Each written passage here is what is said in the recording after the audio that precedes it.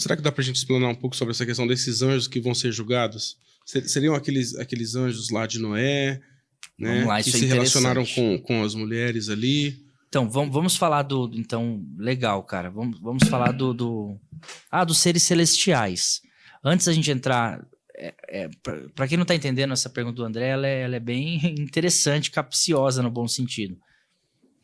Quem são os filhos de Deus ali em Gênesis 6? Lembra? Gênesis 6, antes do dilúvio, fala assim: naquele tempo em que os filhos de Deus entraram, ou seja, se relacionaram sexualmente com as filhas dos homens. Então, tem filho de Deus, filha dos homens. Quem são esses filhos de Deus? E ali nasceram gigantes, né? Antes do dilúvio. Alguns acreditam que é a linhagem piedosa de Sete, mas é complicado acreditar nisso, porque ali tem uma diferenciação mesmo. Filhos de Deus, Benai Elohim, com filha dos homens. Então, é um ser diferente ali. Então, existe uma visão, e eu concordo com ela, apesar de eu sei que é difícil, gente. Fique à vontade se você não pensa assim, tá tranquilo. Tem teólogos de respeito que pensam diferente, mas eu sou do time que acredita que eram anjos, cara. Lá em Ló, em Gênesis, quando vai um anjo lá na casa de Ló, os caras querem violentar esse anjo. O povo mau lá quer violentar eles. Então, o anjo parecia que ele era como um homem ali, certo? Então, por exemplo, vou citar algumas passagens bíblicas para a gente tentar entender essa questão. Vou ter que ler algumas bem rapidinho aqui, gente. Eu sei que o horário vai se avançando, mas vale a pena. Olha só.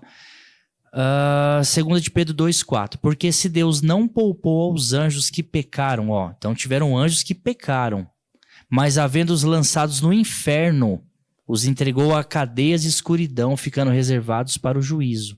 Então tem anjos presos.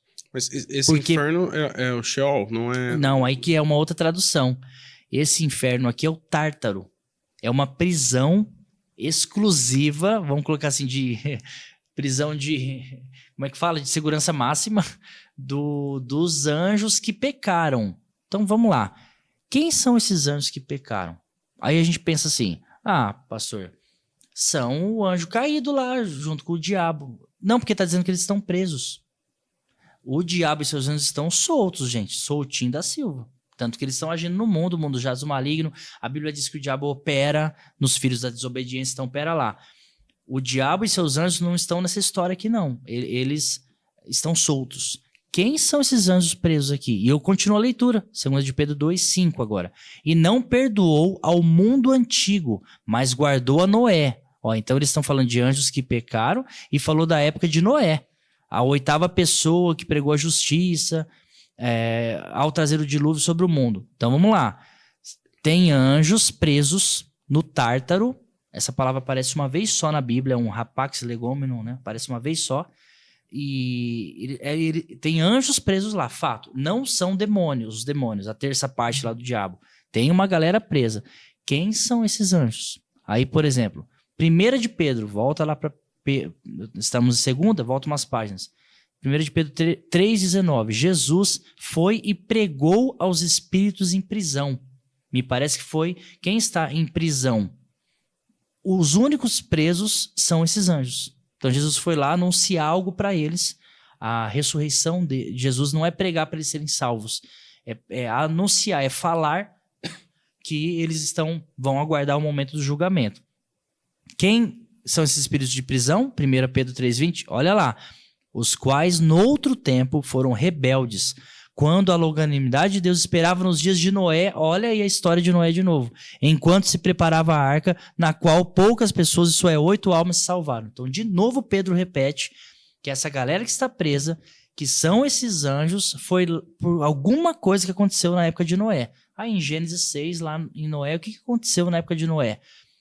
Os filhos de Deus, Benai Elohim, entraram, se deitaram, transaram, desculpa a palavra, mas é isso, com as filhas dos homens, e nasceram gigantes. Por fim, André, se não fica extenso, Judas 1,6. E aos anjos que não guardaram o seu principado, mas deixaram sua própria habitação, reservou na escuridão e em prisões eternas até ao juízo daquele grande dia. Então quer dizer que os anjos em Judas está dizendo que eles não guardaram sua própria habitação. Tá querendo dizer assim, o seu jeito de ser anjo. E ao vir na Terra, de alguma maneira, talvez aconteça um antropomorfismo, sei que é uma palavra difícil, mas deles realmente se tornarem homens ali, porque eles eram confundidos como homens. Alguns pecaram nesse sentido sexual com mulheres. Essa é uma visão baseada em todos esses textos. Eu acho difícil ser diferente disso, apesar de ser difícil de conceber a situação.